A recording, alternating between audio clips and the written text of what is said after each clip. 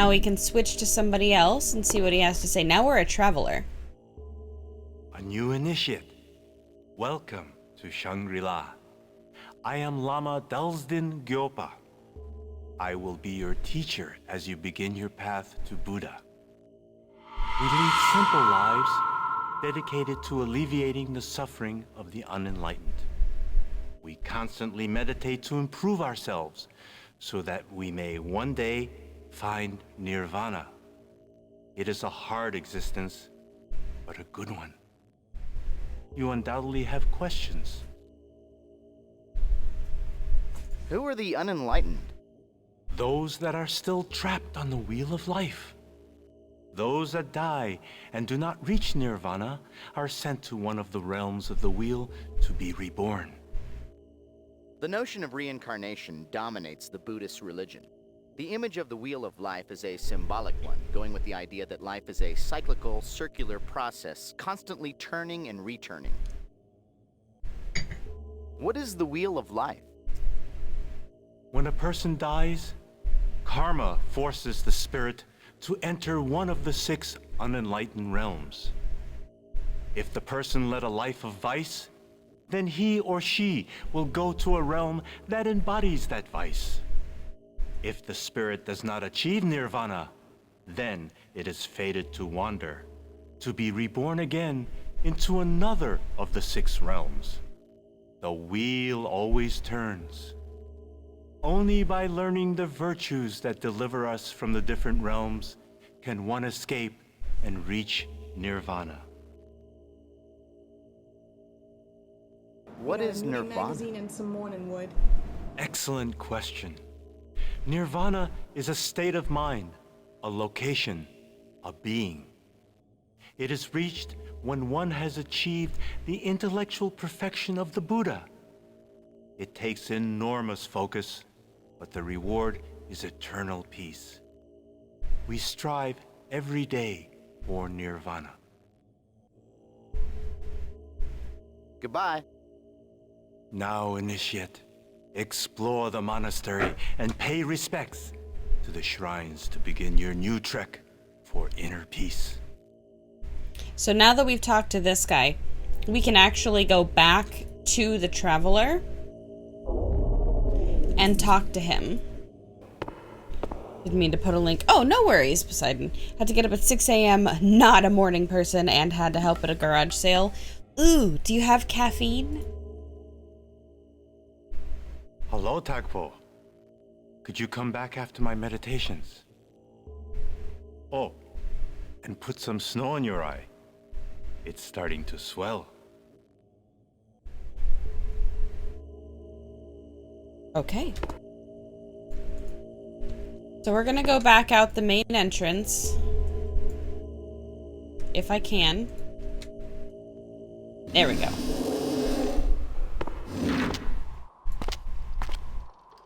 Now we got to the other side of the bridge, which is exactly what we wanted to do. I don't think I can get over there. So let's come down here. Aha! Here's his tent. So he's punched pretty much everybody. This is Genghis Khan. I think it is, at least. Pretty sure it is. Lama Dalsdin, I wanted to tell you that I hit one of your monks earlier. The young one at the bridge with the long staff and the mute tongue. He would answer none of my questions. Hi, you must be Genghis Khan. I'm a big fan. I've got all your parchments. You're so much more merciful in real life. I'm sure you were provoked into the fight. Oh yes, I was provoked. He refused to help me with my quest. I have not been doing well with my search for the Siddha's secrets. Bah! I will waste no more time here answering riddles. Tell me what you know of the Siddha's secret. Always questioning what I have learned. You are stubborn. The Siddha was supposed to have discovered transmutation. We know that the great Khan is being instructed by the Lama. Why don't we visit the Lama disguised as Khan and see if we can get more information? Tell me about transmutation. It's the power to turn one element into another. Lead into gold. I needed to arm my horde. Rebellions in the east are draining my resources, and my campaign is becoming desperate. And now, my search here has failed. Where are you going? My troops await my presence before we ride against the Muslims in Khwarizm. I must return to the Horde bearing the burden of my first failure. He's not happy. Khan's legacy would live on through his sons, who inherited a vast empire that sprawled across most of Asia and even extended into Europe. Kublai Khan, the last and arguably the greatest of Khans, founded the Yuan dynasty and ruled the world empire from China until 1294. If anything in this monastery sounds like a long-lost alien technology, it would be transmutation. I don't think the Sosikwi who created the legacy came to Shangri-La to teach the monks a more profound way of milking yaks. Goodbye. Goodbye, Lama. Well, at least he didn't punch Can't us. change your chameleon guys directly in front of someone. Right? It's nope. That tent seems out of place. If my history serves me, that yellow banner atop the tent bears a Mongolian symbol. And if I did not summon you, monk. Go away. Okay, so he doesn't want to talk to this monk. Let's switch to the... He punched us, so if we walk in as that other guy, he's just gonna punch us. We'll still try. What are you doing here, you audacious fool? Do you think you can just walk to the Great Khan and be granted an audience? Get out! Before I feed you to my horse. What kind of horse do you have?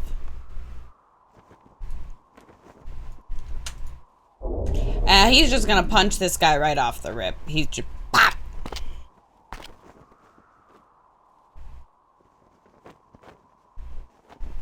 I didn't think I'd see you again. Here to have your other eye decorated. Just leave now. If you break my concentration again, I'll break you.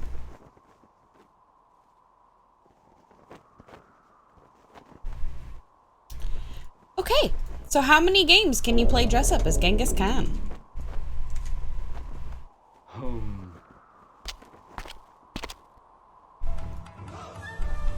And thank you for the host, man. How are you? Respects to the shrines. I assume the colored statues around the monastery are the shrines he was speaking of. The shrine of the Ashurus realm, to guard the Titans from themselves. Let's go talk to Lama Blinky about this.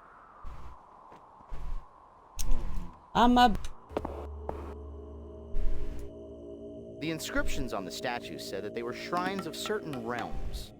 From what the Lama told us about the Wheel of Life, it sounds like these statues each represent one of the 6 realms of unenlightenment.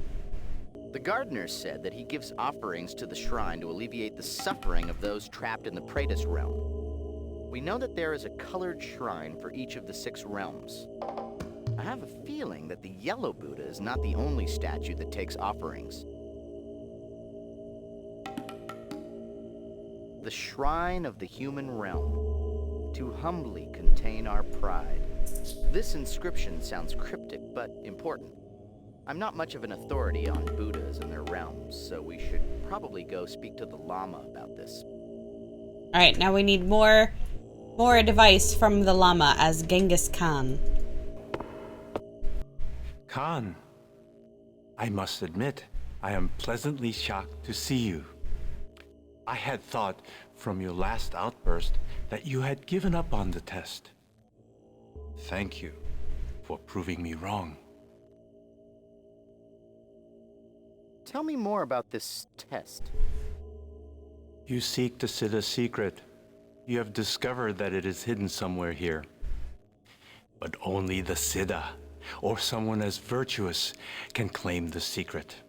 So you must travel the true path to follow the steps of the Siddha. What is a Siddha? There have been only a handful of monks who have found the inner strength to become a Siddha. The last Siddha to grace this monastery lived here 100 years ago. Old myths say that Siddhas were men of great devotion who could perform miracles of faith. But most people, driven by material wealth, only care to learn about the Siddha's power of transmutation. We do What that. is transmutation? You would know it as the power of the Philosopher's Stone. The ability to turn lead into gold, or one element into another. Where's the secret hidden? Myths of the last Siddha say that his powers of faith twisted his humility.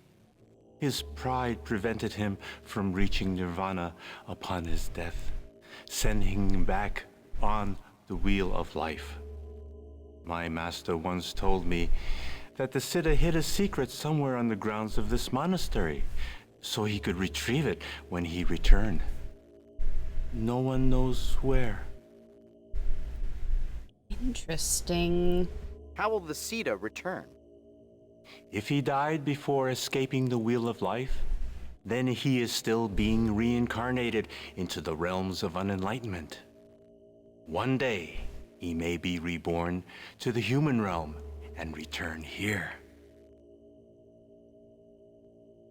Genghis Khan thought there was a connection between the Wheel of Life, the 6 realms of unenlightenment, and the 6 shrines around the monastery.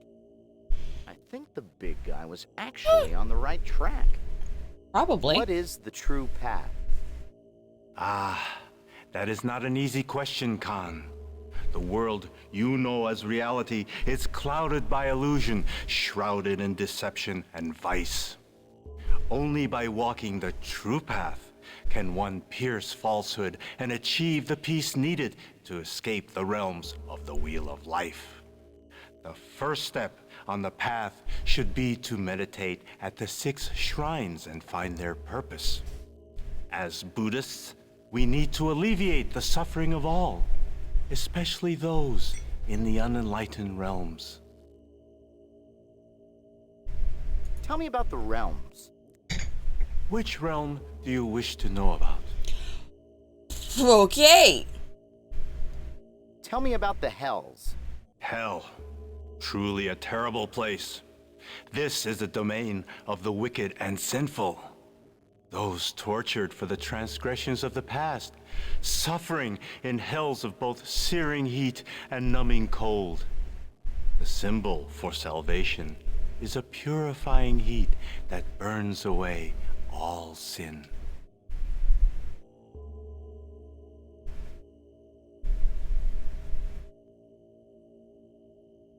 Tell me about the animal realm. You wish to learn of the animal realm. First, you must answer this. What is the source of all misery? Line. It's not ignorance. The answer is ignorance. Congratulations! You are closer to completing the path. The animal realm is a kingdom of ignorance. Although swift and savage, the animals lack intellect to uplift themselves, the ability to learn. Here is the salvation symbol for this realm. The Book of Knowledge.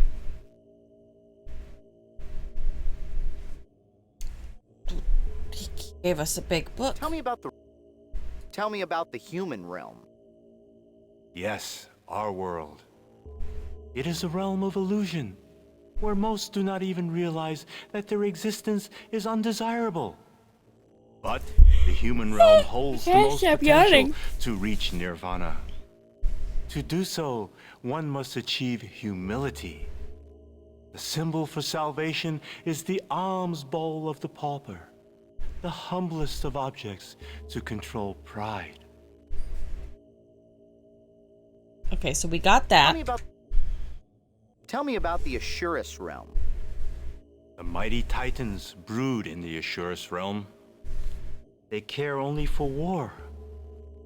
The Assurus constantly battle an eternal losing war against the gods to win their glittering realm.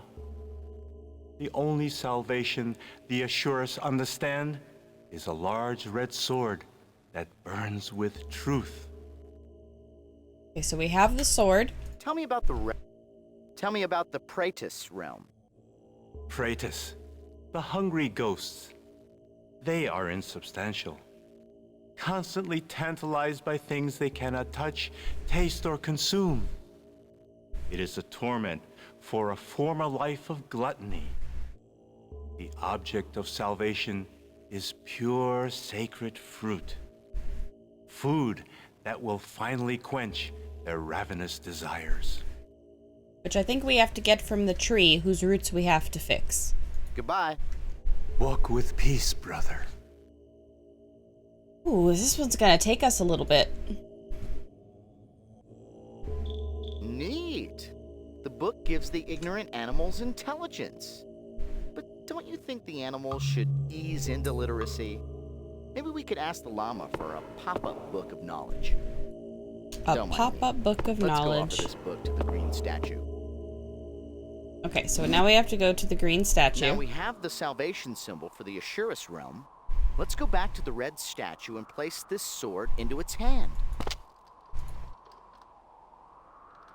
Was the red statue over here? I feel like the red statue... Yep. Nope. Bad. Here it is. Here's the sword. We did it!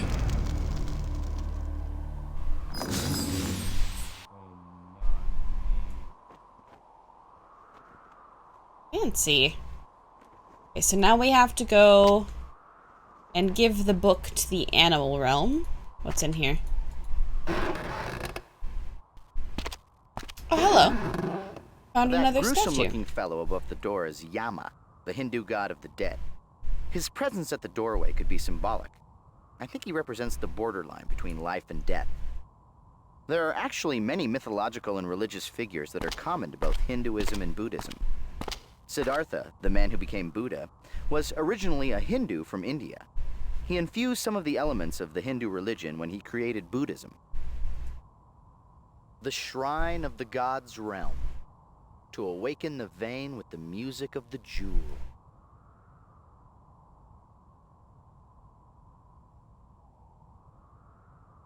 Nope, so that's not what he needs.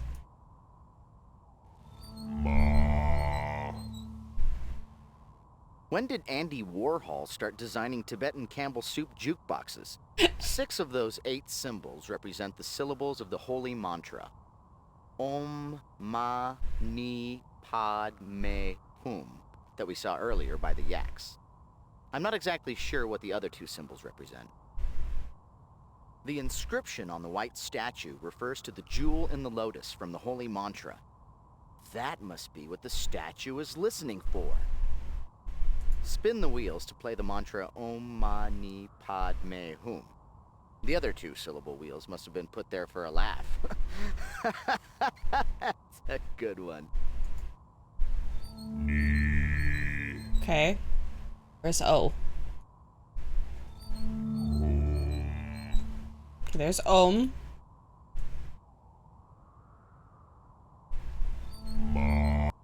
Ni. Each of those symbols on the prayer wheel represents a distinct pod. Me, Ram, Om, Pri, Om, Hum, Ma, Ni, Om.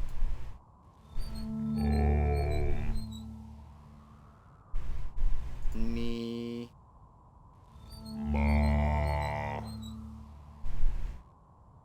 Ni.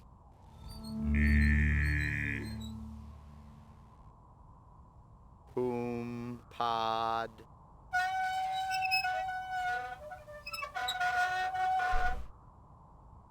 If you think it's important to play that note, we need to grease the wheel, so to speak. I'll just use my magical universal solvent. Unless you're planning on buttering the next box of popcorn you find. We You could have probably butter. use the melted yak butter to lubricate the wheel. It appears this ferrous cylindrical instrument has suffered from prolonged exposure to structure-stressful oxidizing agents. Gage, it's Let's rusty. some butter on there.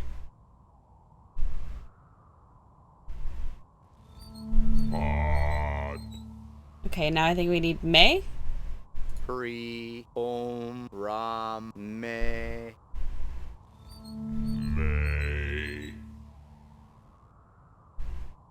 Ram, Wait, nope. Om. Okay, this one.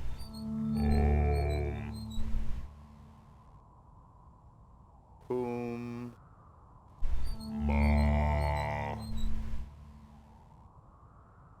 Pod. Me. Ni. This one.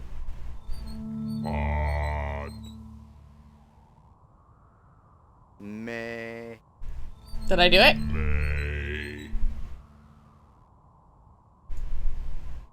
The shrine of the god's realm. I forgot. To awaken the vein with the music of the jewel. Oma. What was it? It appears this ferrous cylindrical instrument has suffered from prolonged exposure to structure-stressful oxidizing agents. Gage, it's rusty. No! I don't remember what it was.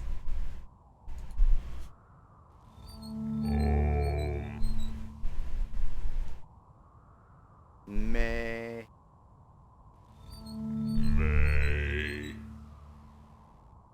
I don't think that's right. Pod.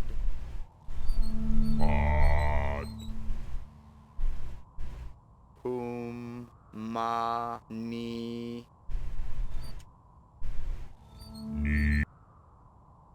Nope, that's not it. This is different though. Let's check this out. I'll have to have him repeat what it was. This looks interesting. If I'm not mistaken, and I rarely am, These are all the of the mural depicts realms. the Buddha entering 6 different segmented realms. I'm kicking myself for it now, Gage, but I chose to read Amish Better Home and Garden over the Buddhist art of tapestry and decoration. So we should go ask the Lama about this art piece. In that segment, the Buddha is carrying a lute, a stringed musical instrument. In that segment, the Buddha is carrying a fiery sword. We've given him the sword. In that segment, the Buddha is carrying a book. In that segment, the Buddha is carrying fire. In that segment, the Buddha is carrying a piece of fruit. In that segment, the Buddha is carrying a bowl.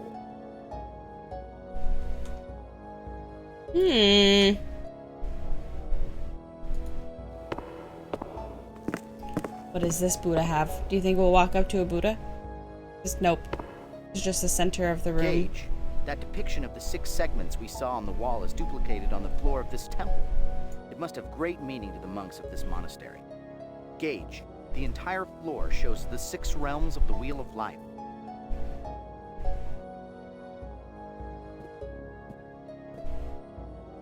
So it's gonna be another puzzle to get through this one.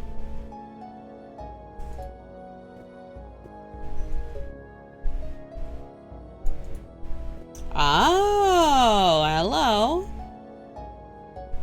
That white statue is holding a lute, a musical instrument, while the other hand is outstretched, as if it's waiting for something.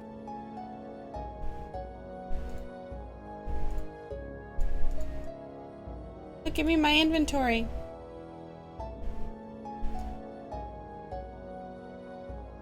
So I can't get closer. So we apparently don't have what we need to give it yet.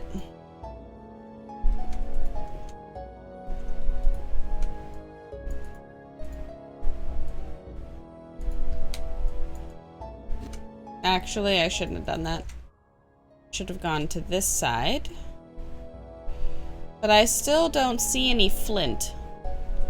Have y'all seen flint? I haven't. Will you give me a hint again about what this is supposed to do? The shrine of the god's realm. To awaken the vein with the music of the jewel.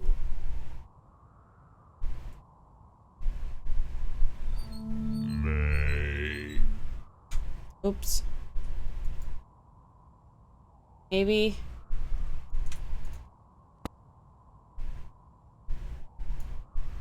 Boom, boom.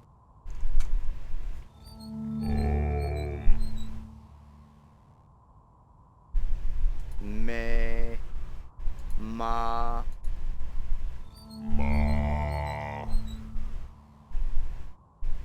ni,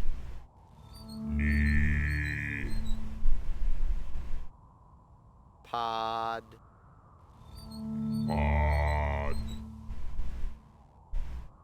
me.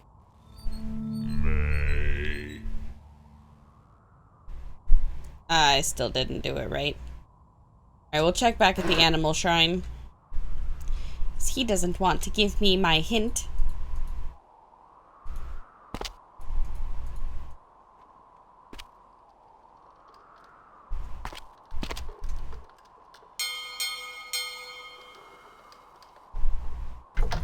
There's our bridge. It's a cool concept, isn't it? Look at that. Look at that go. Can I go over to this side? Still no flint.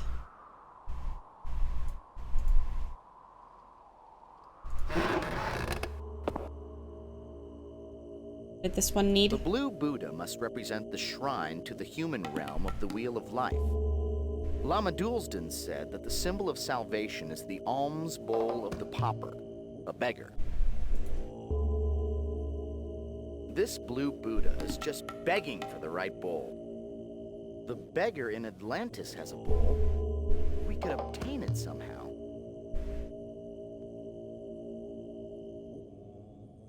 Beggar in Atlantis. We're gonna take his bowl. We're going to take the beggar's bowl. I wonder if we're gonna find the flint in Atlantis then.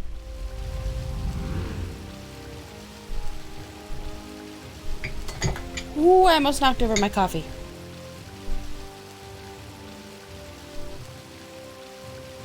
What we would refer to as not ideal.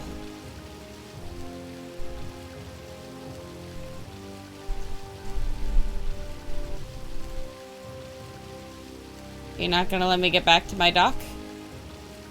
Guess we gotta go this way. Oh, no, wait. I lied. We come here. Here's the landing. Oh, that's where we came. Okay.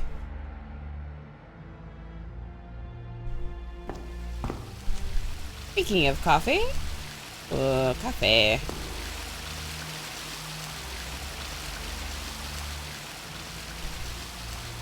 I feel like we might be a little stuck.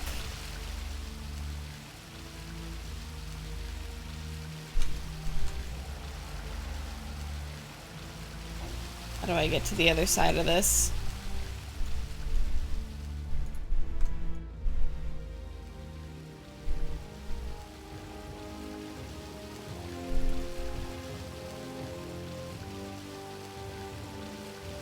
Oh no!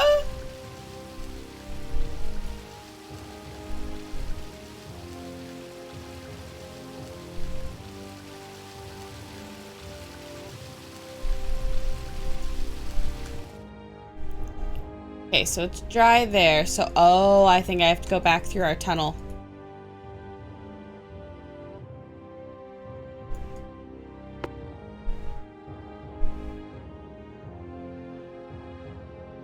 Back through our tunnel. Because I don't think that our captain is still standing here. Oh, our tunnel is here. And then there. Here we go.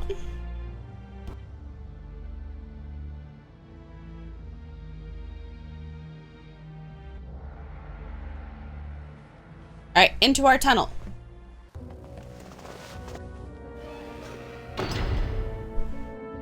Okay, that's all closed. Now we can leave. And we'll have to be the captain. Because our beggar is right over there. Hello. Ah, so where shall I take you now? Take me back The to dock. the docks. Okay, so he's gonna play his tunes. Those large earthenware containers strewn about the docks are called pithoi. Many huge terracotta pots like those pithoi were uncovered in the excavation of Knossos, the Minoan capital on Crete. Many of them ranged up to 9 feet tall and 6 feet in diameter. It's amazing they could turn pots that large, let alone fire them. All those handles were to distribute the weight over multiple ropes when they moved them. Pretty smart. Looks like Padros left to fulfill his part of the underground's plan. And it also looks like he left his bowl. Ah, is he? And there we go. We got his bowl.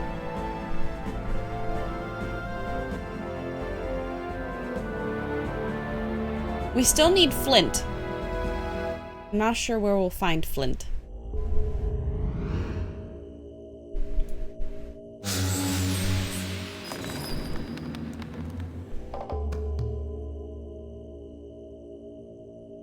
Dang. I want to see